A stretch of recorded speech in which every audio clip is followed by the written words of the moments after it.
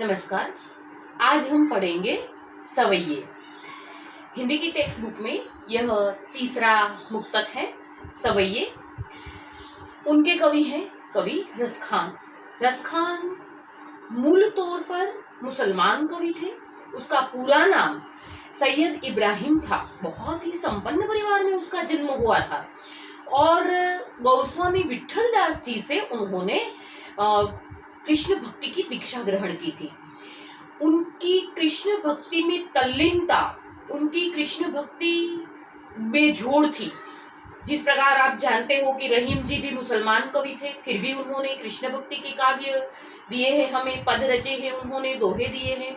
तो उसी प्रकार से ये रसखान भी उन्हीं की कक्षा में आते हैं, जो मुसलमान होते हुए भी कृष्ण भक्ति का इतना सुंदर और उनके प्रेम का श्रृंगार पूर्ण, सौंदर्य पूर्ण, त्रिवेणी संगम हम जैसे कह सकते हैं, इतना सुंदर वर्णन उन्होंने किया है। रसखान की भक्ति में व्रज भाषा का सुंदर प्रयोग किया गया है। उसमें सरलता है, तरलता है और सुंदर सजीवारोपण अलंकारों का भी प्रयोग किया गया है उन्होंने।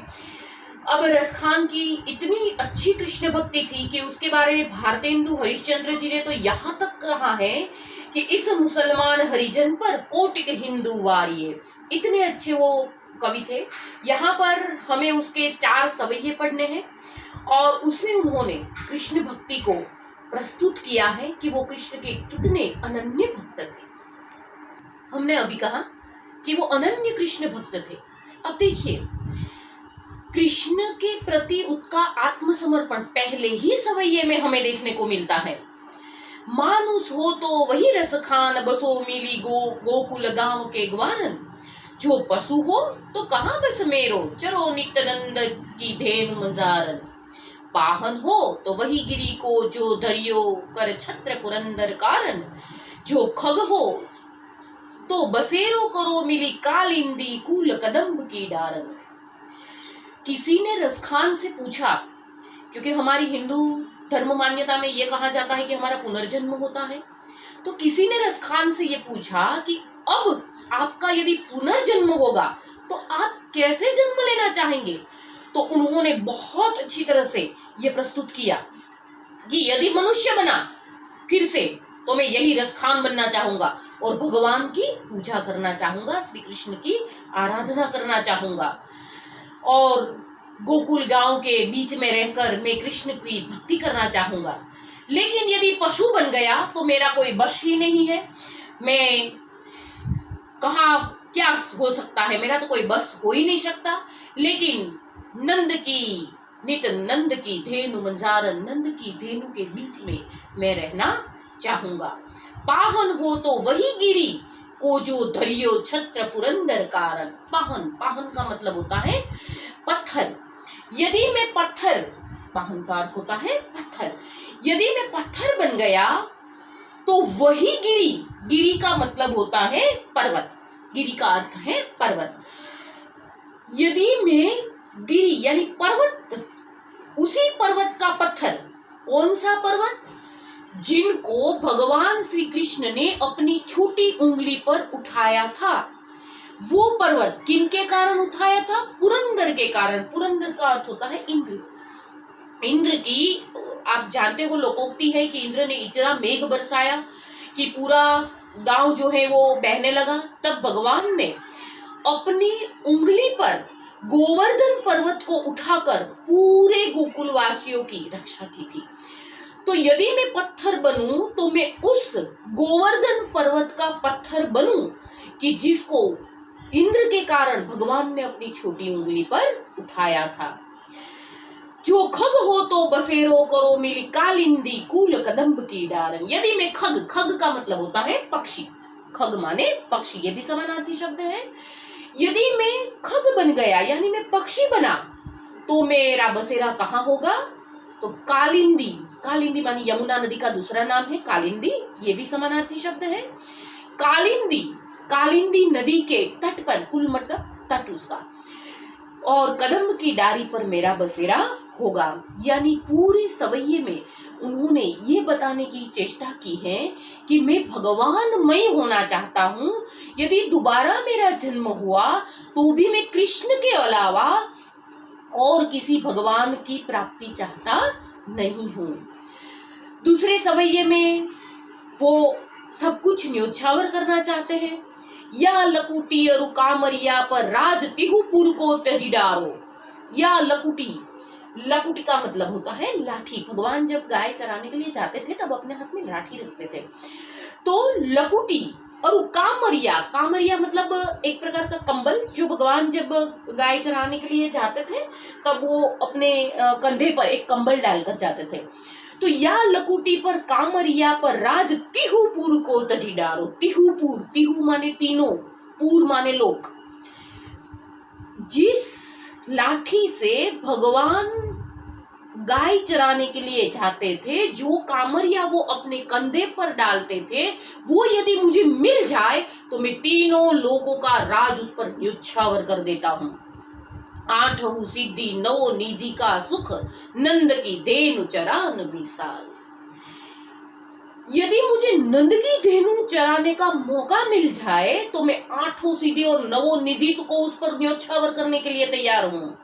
रसखान कबोइनि आखन सो, ब्रज के बन बाग तड़ाग निहारू। कोटि कहू कल धूत के धाम, करील के कुंज ऊपर वारू। रसखान कहते हैं कि यदि मुझे इन आंखों से यदि व्रज के तड़ाग मतलब तालाब और बनबाग यानी कि वहां का बन और जहां पर कृष्ण गाय चराने के लिए ले जाते थे, वो बन और तालाब यदि मुझे इन आंखों से देखने को मिल जाए तो मैं कोटिक हूं कल धूत के धाम। कोटिक माने करोड़ों, कलधूत माने सुवर्ण के महल। कलधूत का मतलब होता है स्वर्ण के महल। एक प्रश्न में ये पूछा जाता है कि कलधूत का अर्थ क्या होता है। कलधूत का मतलब स्वर्ण के महल। कोटिक कितने स्वर्ण के महल, करोड़ों स्वर्ण के महल में इस करील, करील मतलब कांटेदार झाड़ियां जो होती है ना, वो करील का मतलब ये होता है कांटेदार झाड़ियां, कंटीले वृक्ष।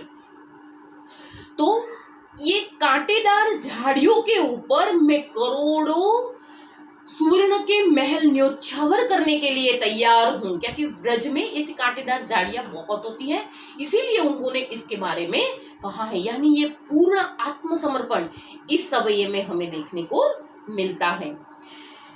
अब जब भगवान श्री कृष्ण ब्रज में गए और उन्होंने कैसी मोहिनी लोगों पर डाली थी, उसका वर्णन तीसरे सवैये में किया है।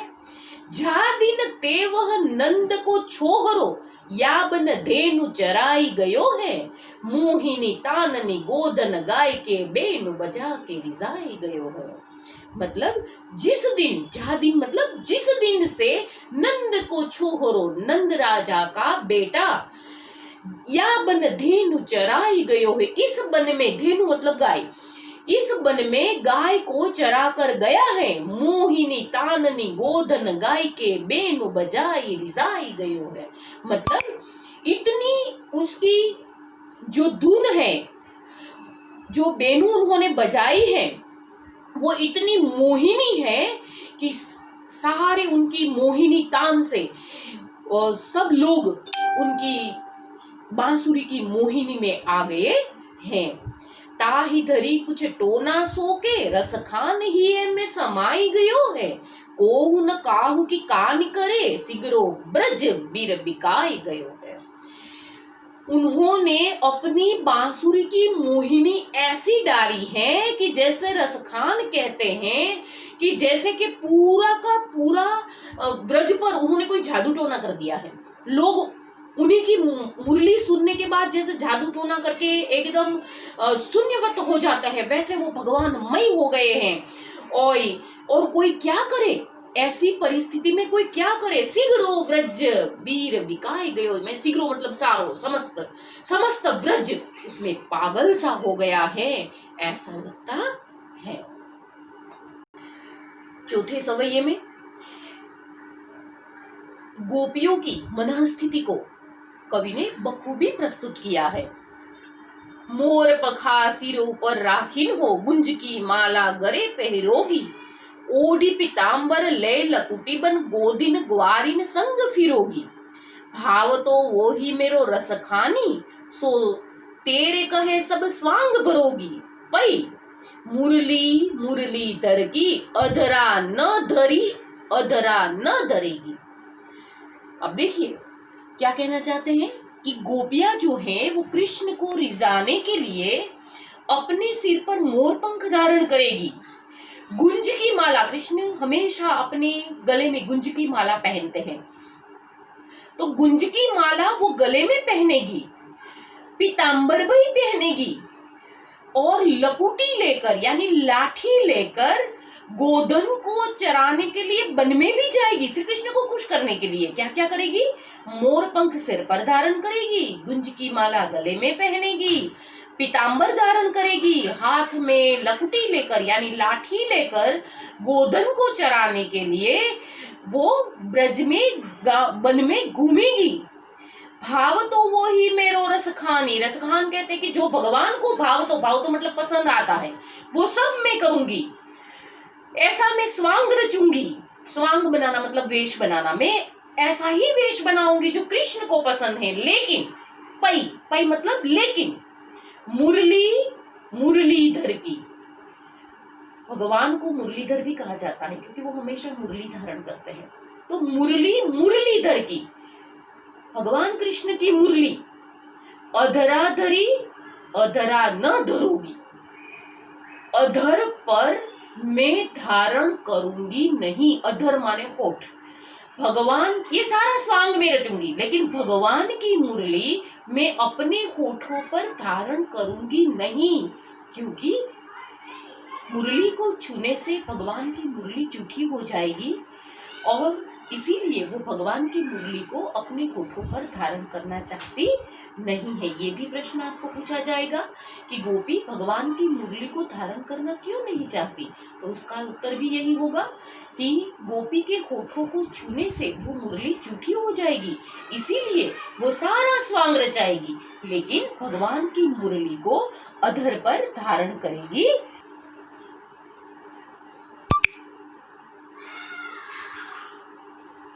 अब इनके प्रश्न देख लेते हैं। यमुना के किनारे कदम की डाल पर रसखान किस रूप में बसना चाहते हैं?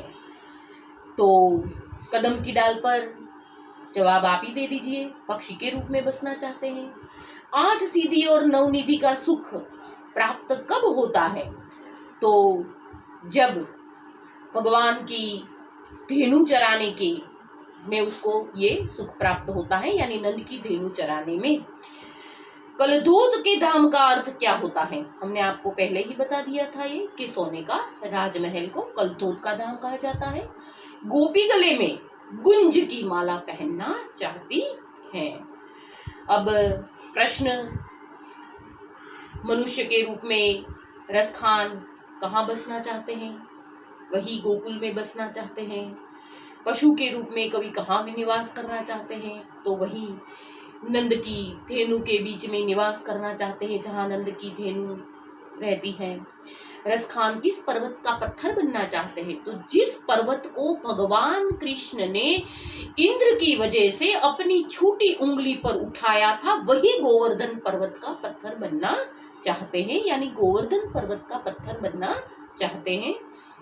पशु योनि में जन्म मिलने पर कवि क्या करना चाहते हैं? यदि पशु योनि में कवि को जन्म मिल गया तो वो वही नंद की धेनु बनना चाहेंगे और वहां पर घूमना पसंद करेंगे।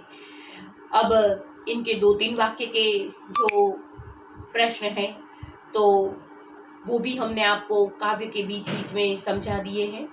तो ये सारे प्रश्न आप अपनी तरह से बहुत अच्छी तरह से कर लोगे। बहुत बहुत धन्यवाद।